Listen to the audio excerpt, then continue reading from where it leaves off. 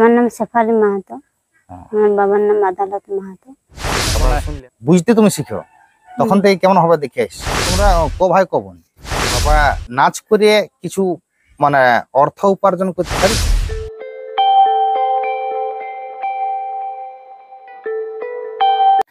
নমস্কার, আপনারা দেখছেন আমার সুন্দরী পুরুলিয়া। আমি বিবেক মাহাতো। তো আজকে আমরা আপনাদের সম্মুখে একজন বিশেষ অতিথিকে নিয়ে এসেছি। ছৌ ঝুমুর দেশের আমরা বাসিন্দা।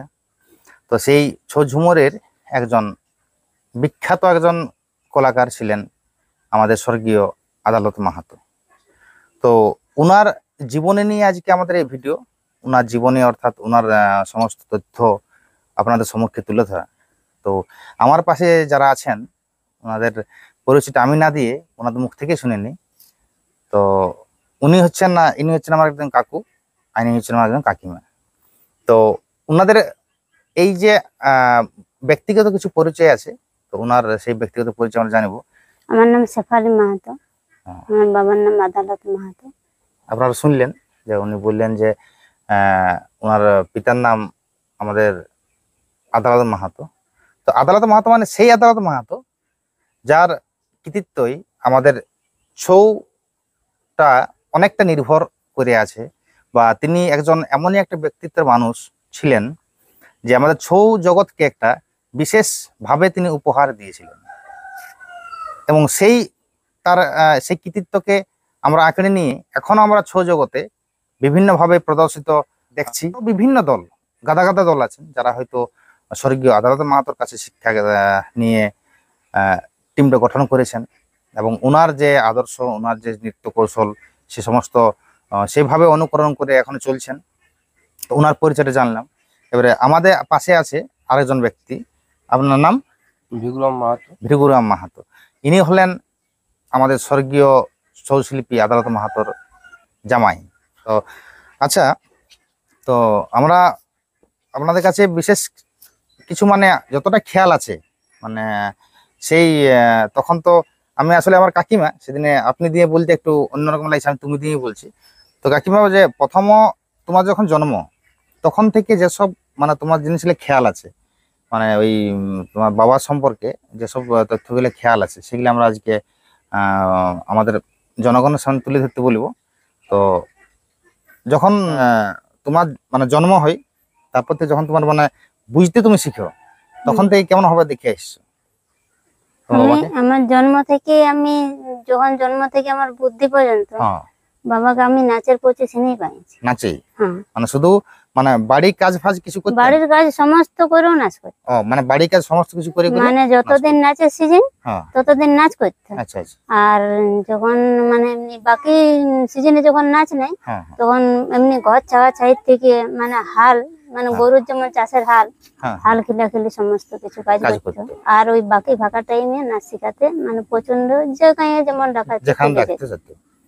আচ্ছা, নাচ শিখতে মানে যাই হয়তো কোনো গ্রাম নাচ শিখাতে গেল, যাই কতদিন থাকতো ওখানে? থাকতো মোটামুটি কোনো গায়ে 1 মাসও থাকতো, কিংবা 10-15 দিনও থাকতো, এরকম ব্যাপার। ফাঁকা দিনে বেশি থাকতো, মানে যখন নাচের সিজন হতো তো খুব ওটা 2 থেকে 3 দিন এরকম ব্যাপার থাকতো। আচ্ছা, তোমরা ক ভাই ক বোন? আমরা 3 বোন 2 ভাই। 3 বোন 2 ভাই। আচ্ছা, যে ঘরের বাকি যে ভাইগুলো আছে তারা কি এখন নাচ করছে? না, আর কেউ নাচ করে না। আর কেউ নাচ করে না?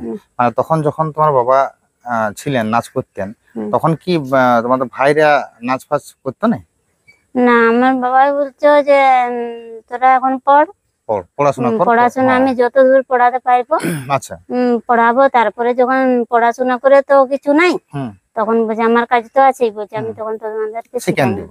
আচ্ছা আচ্ছা।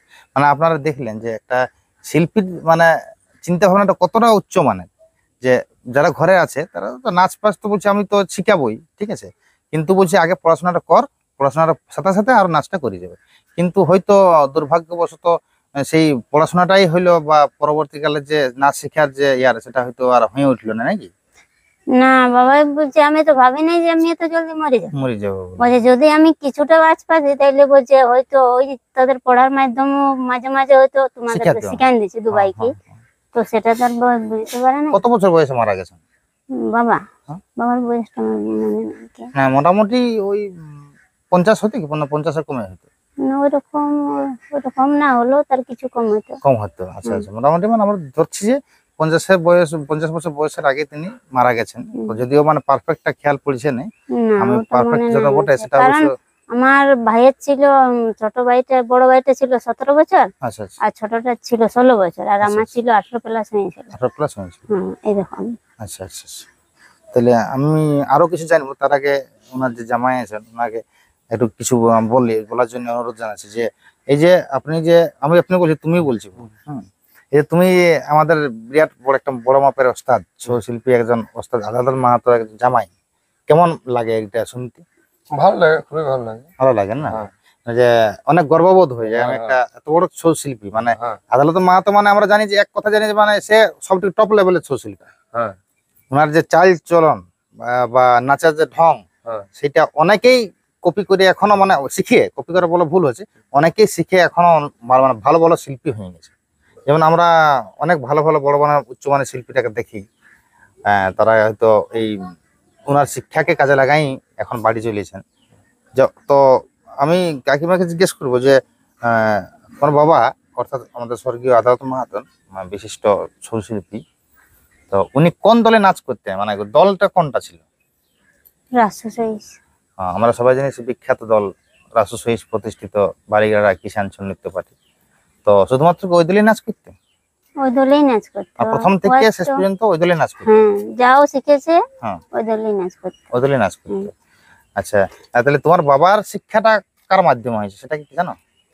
না, বাবা শিক্ষাটা তো মনে আছে না, তো সেই কথা বলতো আগে, তখন বাবাই বলে দিত যে এক সময় হ্যাঁ যে ওই হয়তো ওই জেঠাটার নাম করলাম, হ্যাঁ হ্যাঁ। ওই জেঠাদের মাধ্যমে কিছু হয়তো শিক্ষা বটে কিংবা ওদের ইয়া থেকেই বটে, তো মনে হচ্ছে এটা নিজেরাই বটে। আচ্ছা, যে আমাদের রাসু সহিস অর্থাৎ স্বর্গীয় রাসু সহিস বিখ্যাত ছৌ শিল্পী, ওনার হাত ধরে শিখেছে। আর ধরে মানে ওদের সঙ্গে যে ওরাই বাবাকে কিছু শিখেন নিতে সেটা নেই, হ্যাঁ, পজিশনটা হচ্ছে জেঠারাও নিজে নিজে শিখেছে আচ্ছা আর বাবাইও নিজে নিজেই শিখেছে। আচ্ছা আচ্ছা। মানে এইরকম ব্যাপার। স্বর্গীয় রাসু হারিও ওহা নিজে নিজে শিখেছে, আর স্বর্গীয় আদালত মাহাতো ইনিও নিজে নিজে শিখেছেন। তারপরে যদি তার মধ্যে শিখেছে নিজেদের সেটা মধ্যে হয়তো যদি কোনো ওদের থেকে আরো কোনো ছিল সেটা আমি মানে বিশেষ করে বলতে পারছি না, আচ্ছা, যদির কথা যে তাদের উপরে আরো যদি কেউ ছিল হয়তো কেউ হয়তো বলতেও পারে যে তোরা এইভাবে কর। কারণ তোমার বয়স তো আমাদের অনেক কম, যতটুকু জানা সেটাই বলছি। তোমার বয়স তো অনেক কম, এটা তো হয় অনেক পুরনো যুগের কথা আমি বলছি, হয়তো বা কিছু নাও জানা থাকতে পারে, সেটা ঠিক। মানে ওটার নিয়ে বাবাই কোনোদিন বলে না, আমি কারো কাছ থেকে শিক্ষা নিয়েছি বলে, হ্যাঁ হ্যাঁ হ্যাঁ। মুখে শুধু শুনছি যে নিজে নিজেই শিখেছে, এই ব্যাপারটা আমরা জানি। আচ্ছা আচ্ছা আচ্ছা। যে বলতো আমাদের একটা মানে বাড়ি থেকে যেটা ধরো গোবর তোবর যে একটা ফেলার জায়গা থাকে, হ্যাঁ হ্যাঁ। সেই বাড়িটাই নাকি বাবা নাচ শিখতো। আচ্ছা, যে গোবর কুড়ে থাকে, সেই গোবর কুড়ের পাশে খামার তোমার যে একটুটা থাকে সেখানেই নাচ শিখেছে। ওখানে যে পোয়াল তোয়াল ধরো এটা যেটা জমা থাকতো না, হ্যাঁ হ্যাঁ। ওখানে যাই নাকি নাচ শিখতো। আচ্ছা আচ্ছা, নিজেই মানে মুখে মুখে নিজেই মুখে বলতো, নিজেই শিখতো। আচ্ছা, আর ওইটুকুটা জানা, এবারে যদি আরো ছিল তো সেটা তার বলতে পারবো না, হ্যাঁ হ্যাঁ। যেটা জানা সেইটুকু বলেছি। আচ্ছা, উনি যখন নাচ করতে যেতেন মানে ধরো মানে তখন তো সে গরুর গাড়িয়ে যেতেও নাকি কিসে করে যেত তখন নাচ করতে? ওটা মানে বলে নাই, তবে বেশিরভাগ বলতো যে নাচ যখন প্রথম প্রথম শিখেছি তখন বলছে পয়সা নাই নিতাম তাকে।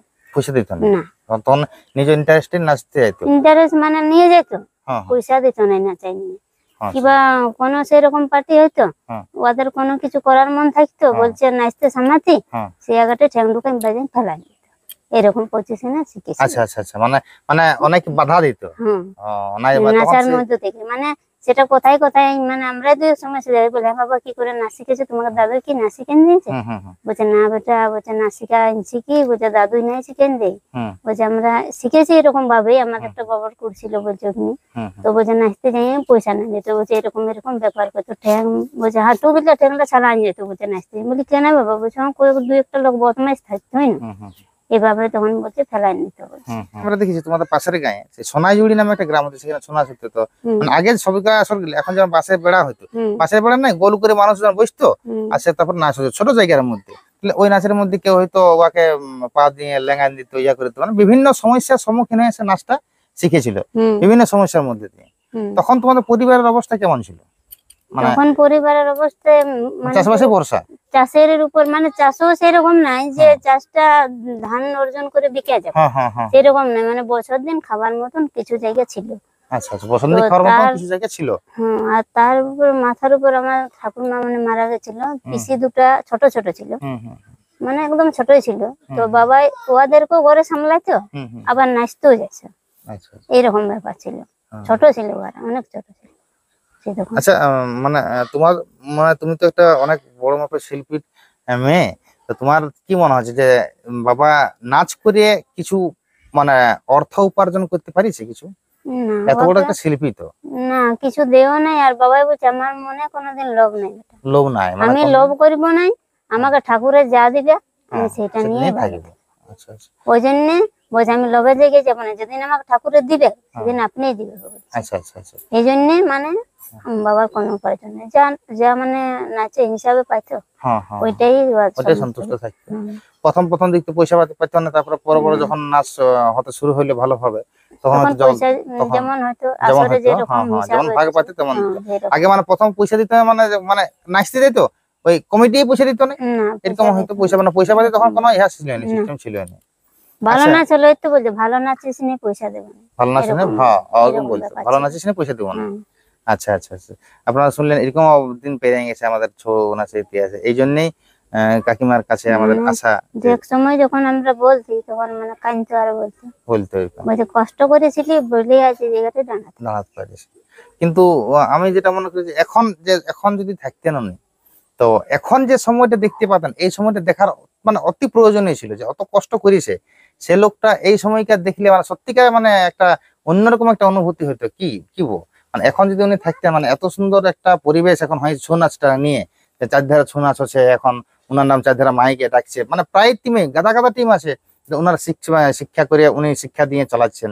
তো তোমার জানা মোটামুটি কোন কোন টিম গিলা উনার শিক্ষায় চলছে এখন, মানে কোন কোন মনে আছে কি কিছু?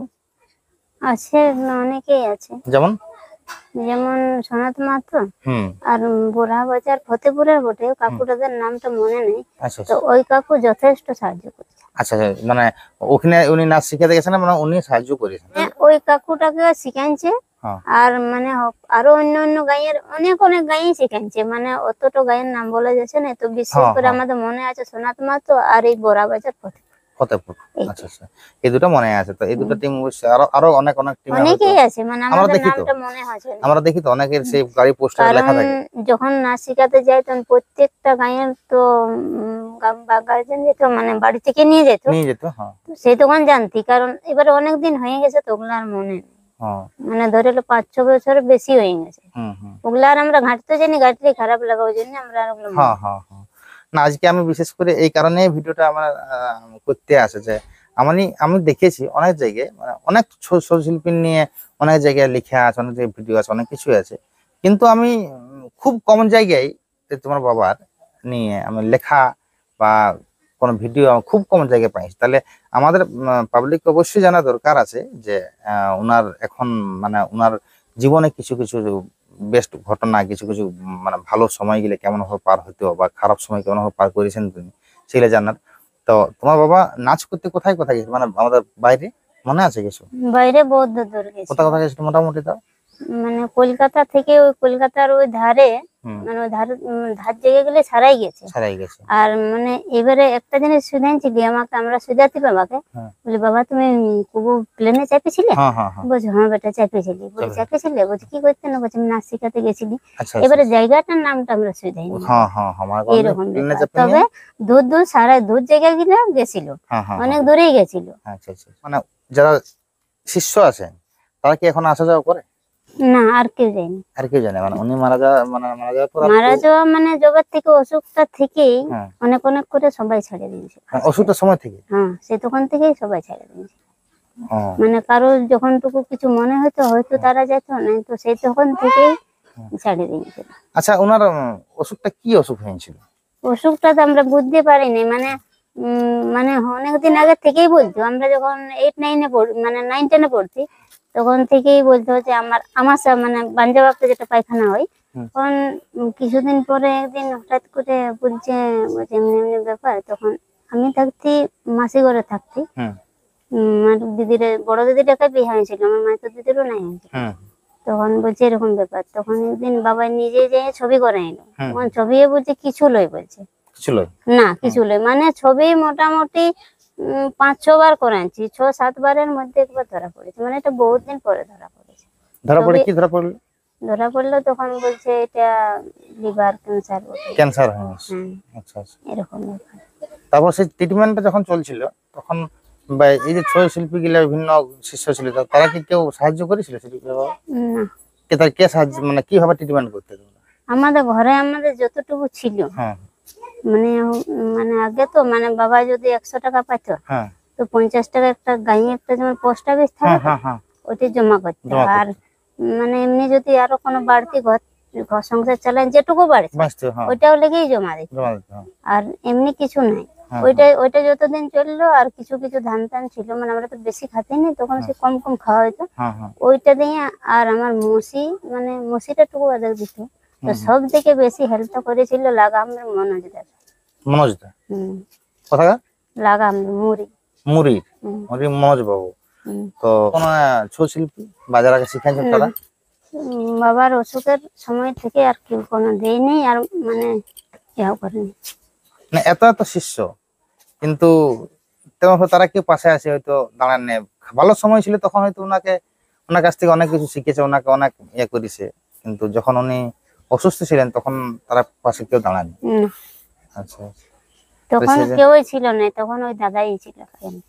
আচ্ছা ওই দেখাশোনা যখন করতো। মানে বেশি হয়ে গেল, পুরুলিয়া যখন বলে দিল রাঁচি লিখতে হবে, হুম হুম তখন বলি রাঁচি তো আমার বাড়িটাও তো ছোট, আমরাও তো ছোট, তো বলি আমরা তো রাঁচির ব্যাপারে কিছু জানি না। হুম হুম তখন আমার জামাইটা থাকতো আমাদের সাথে, বড় জামাইটা। হুম হুম তো জামাইটাই বলছে আমি একাই তো বলছে জানি না সব। হুম তখন ওখানে বাবার সঙ্গে নাচ শিখাতে গেছিল ওইদিকে মুড়ি দিকে, হুম তখন ওখানে সঙ্গে পরিচয় হয়েছিল। হুম তখন বাবাই বললো, বলছে ওখানে একটা নাম্বার ছিল বাবার কাছে, হুম। বলছে দাদাটাকে ফোন কর, ওরা বলতে আসবে। আচ্ছা তখন ওই নাম্বারটি ওরা আমরা ফোন করলি, হুম তো দাদারাই মানে যেমনি ছিল কাকুটে দাদারাই, হুম ওরা আইলো, আসে নিয়ে বলছে তাইলে বলছে আমরা নিয়ে যাবো, বলছে হুম হুম হুম। বলছে মানে বলছে তোরা তো কাউকে যেতে হবে না, আমি আর জামাইকে নিয়ে যাবো। আচ্ছা আচ্ছা তখন ওই দাদাটাই নিয়ে গেল, আর ওখান থেকে ওই দাদাটারই ট্রিটমেন্ট করে। যতটা খরচা বা ওষুধ মশুদে, মানে ধরে নাও 7 দিন পর পর ওষুধ এনে দিত, হুম হুম হুম। যে মানে একটা ওষুধের 500-700 এরকম দাম ছিল। তখনকার যুগে 500-700 দাম ছিল। হুম। তো দাদাটাই সব এনে দিত, মানে আনা লাগা খরচাপাতি খাওয়া দাওয়া সব বোয়াদের। আচ্ছা যখন অসুস্থ তিনি মানে যখন ধরা পড়লো ব্যাপারটা, এই যে রোগটা যখন ধরা পড়লো তারপরে কি নাচ করতো? করতে মানে তখন প্রথম যখন ধরা পড়লো তখন বলছে হয়তো এটা কমে যাবে। হুম হুম। তখন ওই অসুখের সিজনটাই নাচ শিখাচ্ছিল বড়া বাজার ফতেপুরে। আচ্ছা যখন অসুখ থাকা অবস্থায়। হ্যাঁ, মানে অসুখটা যখন আমরা ফটো করালি, হ্যাঁ। তার কিছুদিন মানে 1-1.5 মাস আগে শিখাবো হ্যাঁ হ্যাঁ হ্যাঁ। এরকম। আচ্ছা আচ্ছা, আচ্ছা। তারপরেও আর একবার লিখতে এসেছিল, তখনই তো অসুখটা ওরা এসে দেখতে পেল, ও ওইটাই লাস্ট শিখাছিল। আর এমনিতে দলে যে আমাদের বালিগাড়ি কিষান সন্নিহিত পার্টি যে দলটা আছে সেই দলে নাচ মানে অসুখের পরে কি করেছিল আর না, তারপরে থেকে আমরা যেতে দিইনি। আমি একটা খবর শুনেছিলাম যে অসুখটা হওয়ার পরও তিনি ওই যে মরিতে একটা প্রোগ্রাম হয়েছিল সেখানে তিনি নাচ করেছিলেন। ওটা না জানার আগেই করেছিল, না জানার আগেই করেছিল। ছবি তো করেছিল। হ্যাঁ হ্যাঁ ছবিটা ধরো পরশু মানে ধরো 2-3 দিন পরে দিবে, হ্যাঁ, তার আগেরই নাচ ওটা। নাচ পড়ে। হুম। আচ্ছা আচ্ছা। তোমার তোমার জানা মানে কোনো বিশেষ কোনো সৌশিল্পী যারা হয়তো তোমার বাবার ইহা ছিল মানে বন্ধু টাইপের ছিল বা একসময় ইহা করতো, তারা কেউ কিছু নাম বলতে পারবে তোমার জানা?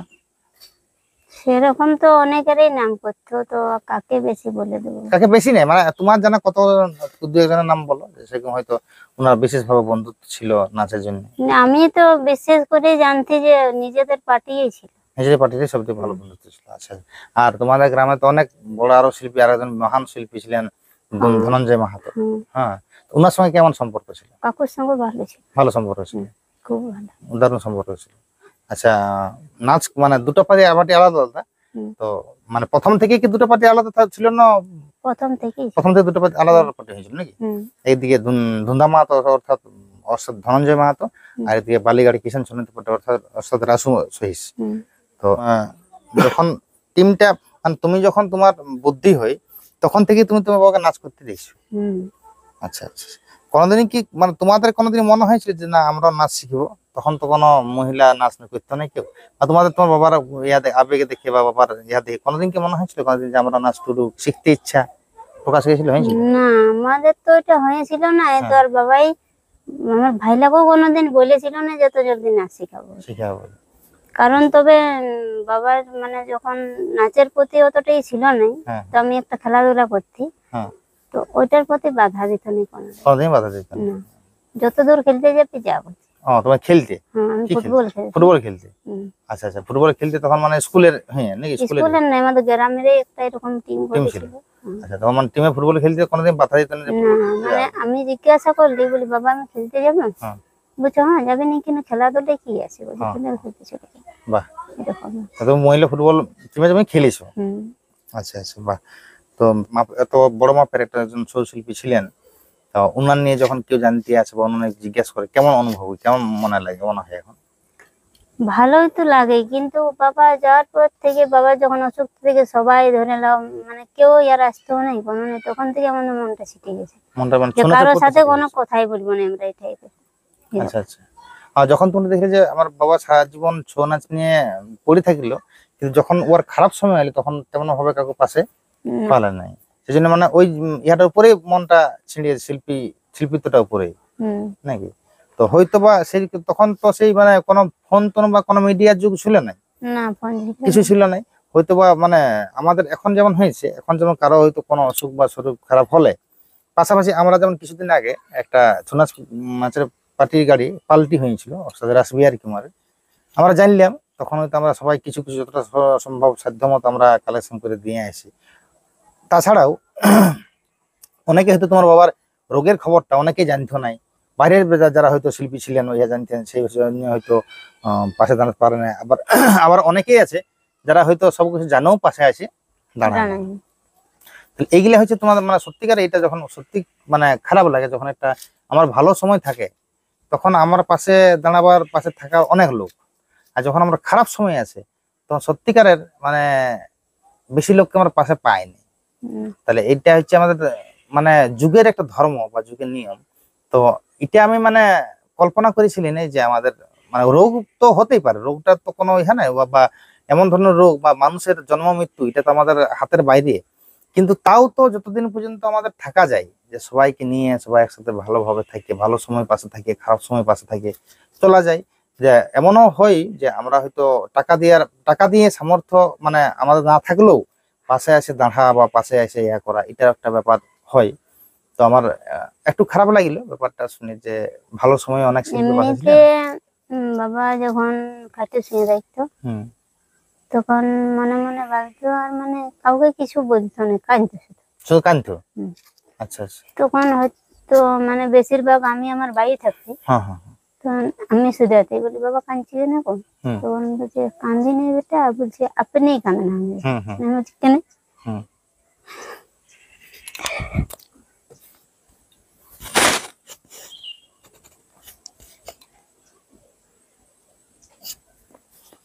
মানে বলছে আমি বলছে যখন শিখালি তখন সবাই সবাই মানতো, সবাই কি বলে আসতো, বলছে আমার এই অবস্থায় কেউ নাই।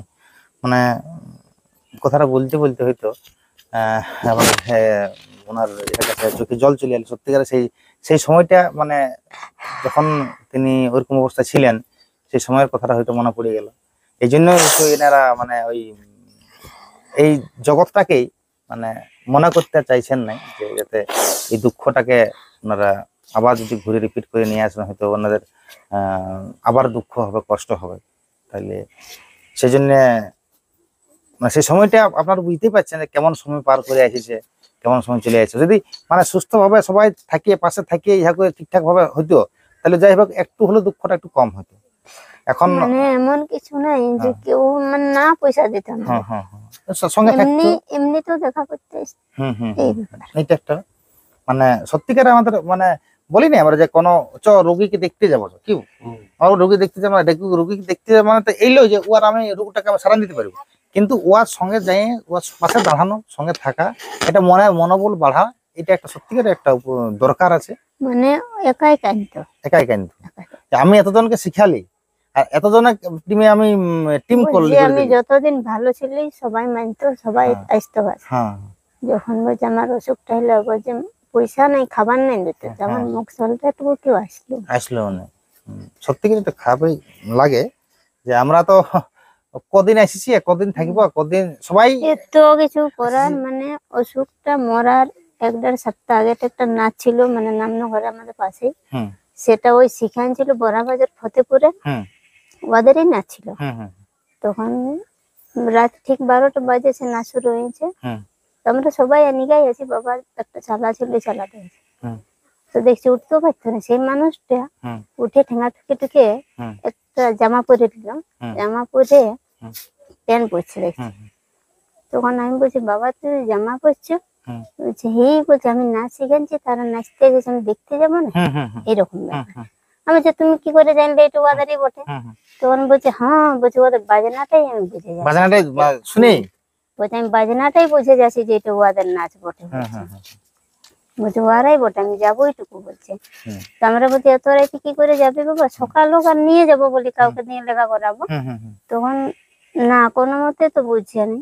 তখন সবাই আমরা বুঝালি, বলি সকাল হোক আর নিয়ে যাবো। তো ব্যথায় তো ঘুমাইতো নাই, সবাই তেল মেল দিয়ে রাখছি। তো সকাল যখন হয়েছে, মানে আমি সবাই ঘুমিয়ে গেছি, তখন সকালে উঠে নিয়ে সবাইকে বকছি, বলছে আমাকে যে বললি তোরা লেগে দেবো, আর কই লেগে দিবি? তখন আমি বলছি হ্যাঁ বাবা, বলে লেগে দেবো, আর যদি তোকে না রাখা ওরা, এই ব্যাপার না আমাদের, বলি বলে অসুখের লোকটা চলে এসে যদি না রাখাটা, তখন বলি আমাদের কত খারাপ লাগবে, তাইলে বলি ঘরেই থাক না বলি। তো মানুষ গেলে এমন, সেই পজিশনে ওর গোটা গাড়িটাই আসছিল ঘর দেখা করতে, দেখা করা মাত্র কি আনন্দ, যেমন ওর অসুখেই নেই এরকম ব্যাপার, এরকম ব্যাপার হয়ে ঘুরে বলছে, যেমন অসুখটাই নেই।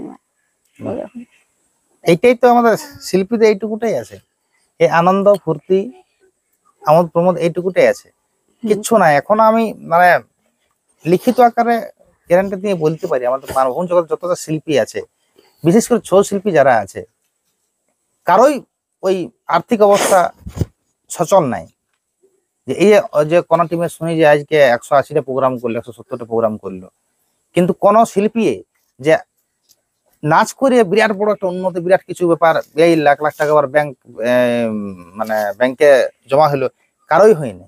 তো সেই শুধুমাত্র তারা আনন্দ ফুর্তি রিঝে রঙে এই জন্য ছৌ নাচটা করে। কথায় কথায় বলছি যে বাবা, বলি এত লোকের শিল্পী হয়ে জানো, তাদের বাড়ি ঘর থেকে, তাহলে তুমি কেন বেনাই? এ বেটা, আমি শিল্পী হয়ে কাউকে দেখাবো না যে আমি ঘর দুয়ার বানাইছি, আমি যদি বলছে নিজের ঘর থেকে কিছু করতে পারি সেদিন তোদেরকে করে দেবো, কিন্তু আমি এই পয়সা দিয়ে বলছি আমি ঘর দুয়ার বানাবো না, মানে এই টাকা দিয়ে আমি না, আমি কারো কাছে সেরকম পয়সা দিবই নি, আমার যতটুকু বলছে আমি কষ্ট করবো সেইটুকুটাই দেবো, এরকম। মানে কত বড় একটা বড় মনের একটা লোক হলে এইসব কথা খালি বলতে লোভ জিনিস ভালো না, আমাদের তো সবসময় এটা লোভ জিনিসটা ভালো, লোভ জিনিসটা ভালো না। আর তিনি তো মনে করলে অনেক কিছু করতে পারতেন, যে টিম গুলাকে শিখিয়ে দিব, যে টিম গুলাকে শিখিয়েছে ওই টিম গুলাকে যদি বলতে তোমরা শিখে আসি, কিন্তু তোমাদের প্রতি মাসে তো পয়সা লাগবে আমাকে, বলতে পারছে তো। কিন্তু তার মানে উদারতা, মানে ঘর দুয়ার ছাড়ি দিয়ে শিক্ষা দেই, শিখাইছেন অনেক অনেক টিম, বেশি মানে পয়সা যদি বেশি দিতে পারে বাবা লিথো নাই, মানে যতটুকু ন্যায্য লিয়ার সেটাই লিথো, ও যে হিসাবে নাচে পায় তো সেই হিসাবে লিথো। আচ্ছা আচ্ছা, বললাম তো এই তথ্য অনুসারে আপনারা আমাদের ফেসবুকের মাধ্যমে একটা ফেসবুক আমার সুন্দরী পুরুলিয়া পেজে নতুন একটা আপডেট দেওয়া হচ্ছে যে শিল্পী চর্চা, অর্থাৎ আমাদের যে শিল্পীগুলি আমাদের কাছে হয়তো এখন নাই বা আছেন বড় বড় শিল্পী, সেই শিল্পীদের জীবনের বিভিন্ন কথা আপনারা লেখা হিসেবে আপনারা পাবেন আমার সুন্দরী পুরুলিয়া ফেসবুক পেজে। তো আপনারা যদি দেখতে চান অবশ্যই ফেসবুক পেজটি ফলো করে রাখুন, যখন টাইপ করবেন আমার সুন্দরী পুরুলিয়া ফেসবুক পেজ, সেই ফেসবুক পেজে আপনারা অবশ্যই আপডেট পেয়ে যাবেন। প্রতি সপ্তাহে একজন শিল্পীকে নিয়ে আমরা তুলে ধরবো, ওনার জীবনী নিয়ে ও জীবনের কিছু তথ্য নিয়ে। তো কিছুটা জানলাম, তো অনেকটাই তো হয়তো তোমার মানে না মনে থাকারই কথা, কিন্তু যতটা মনে আছে এবারে সেটা আমরা জানলাম। আর বিশেষ কিছু মুহূর্ত তোমার বাবার নিয়ে কিছু বলার আছে? আর আর বিশেষ কিছু জিনিস যে এই জিনিসটা বাবার সব থেকে ভালো জিনিস ছিল, প্রিয় জিনিস কেমন কি ছিল তার জীবনে? এই ওর নাচেই ছিল। নাচেই বলেছিল বলে আমি যতদিন জীবন হুম আমি নাচেই ভালোবাসি। নাচেই ভালোবাসি। তবে মানে একটা জিনিস, কোনোদিন কাউকে আমাদেরকে বাইরে বেরাতে দিত না। বেড়ে দিতেন না? গরু দুহাল একাল ছিল, হ্যাঁ নাচে এসে নিয়ে খুলতো, খুলতে নাচে এসে খুলতো, ঘাসও আনতো, হ্যাঁ হ্যাঁ নিজেই সব কিছু, তা আমাদেরকে কোনোদিন বলতো না। হ্যাঁ হ্যাঁ ওইরকম ইহাতে ছিল। হুম হুম মানে আর বাবু তাও চেষ্টা করেছিল হুম। যে বাবার নাচতে আমি যাব, আচ্ছা। মানে যখন মরার পরে হুম হুম হুম বসে যাব। হুম তো আমরা সবাই বলতেছিলি বলে দেখ ভালো লাগছে তো যা, হুম হুম আমি তো বাদ দিই না, কারণ তো তুই শিখিস নি, হুম হুম নাচতে তো পারবি না। তখন বলে দিদি বলছে আমাকে যদি কেউ টুকু শিখান দেয় হুম হুম। তাহলে অবশ্যই পারি। পারবে কেন? এখানে যা রক্তে নাচ আছে হুম। সেখানে না পারবে, অবশ্যই পারবে। বলছে যদি শিখান দেয়, হ্যাঁ। বলছে আমি বলছি না যে আমাকে বাবা শিক্ষাটাই এখনই দেয় বলে, হুম হুম যে কোনো প্রকারে যদি আমাকে শিখান যেত শিখে দিব। হুম হুম মোটামুটি 1 বছর 9 মাস 6 মাস গেছিল, হুম হুম গেছিল। তারপরে নাচতে যেত আর ঘরে এসে কাঁদতো।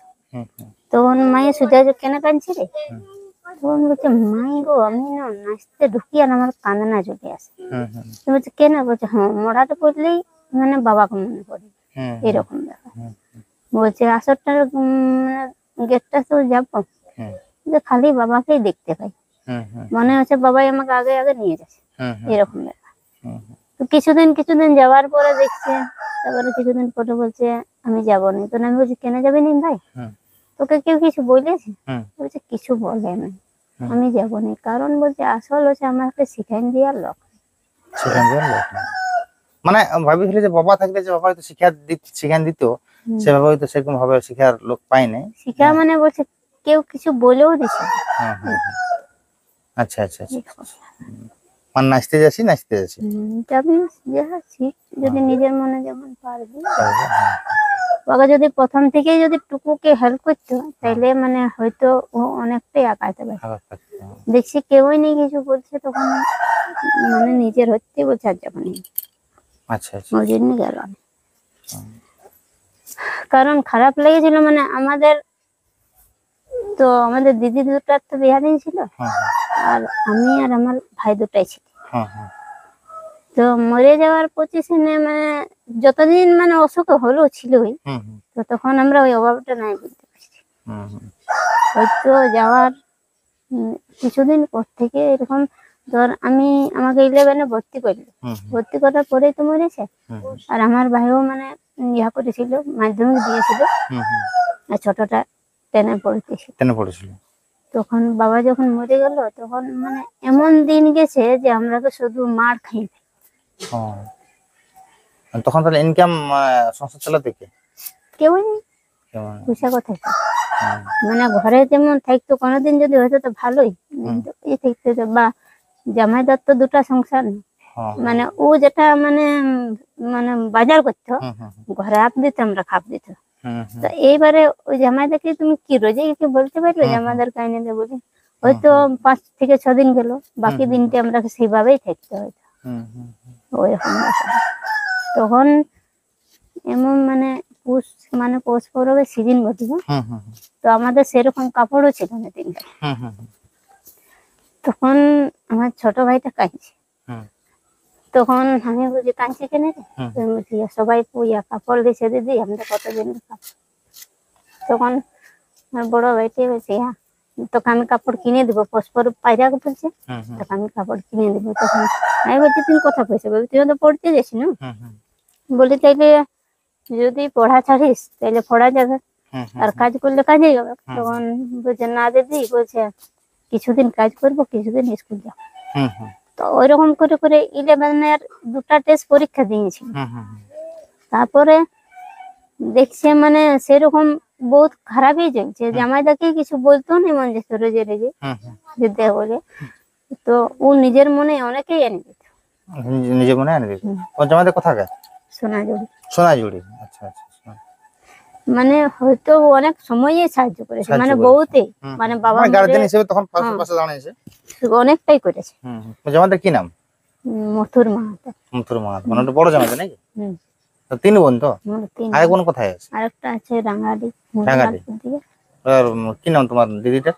চপলা মাহাতো আর তোমার বড় দিদির নাম? সুমিত্রা মাহাতো আচ্ছা আচ্ছা, বড় জামাইবাবুর নাম তো বললে মথুর মাহাতো। মাহাতো, আর তারপরে মেজো জামাইবাবুর নাম?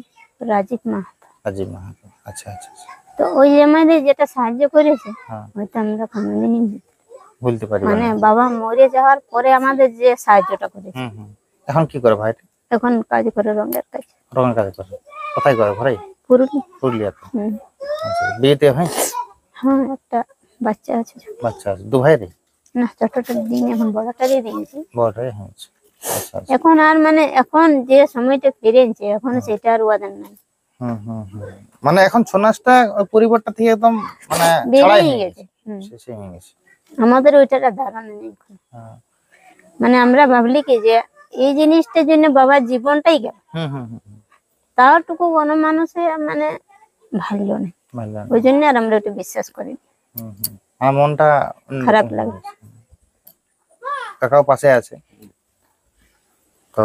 কাকা এখন ভালো আছেন? আমার ঘরটা তাহলে ঘরটা আছে আমাদের মামাবাড়ি থানার অন্তর্গত গোপালনগর গ্রাম পঞ্চায়েতের অন্তর্গত দয়ালটি গ্রামে। তুমি এখন কি করছো তাহলে? আমি ড্রাইভিং ড্রাইভিং করো? কোথায় গাড়ি চালাচ্ছো? কিসের গাড়ি চালাচ্ছো? বিশেষ করে এই পুলিশ লাইনে পুলিশ লাইনের, আমাদের পুরুলিয়া পুলিশ লাইনের গাড়ি চালাই এই আদালত মাহাতো, স্বর্গীয় আদালত মাহাতোর জামাই।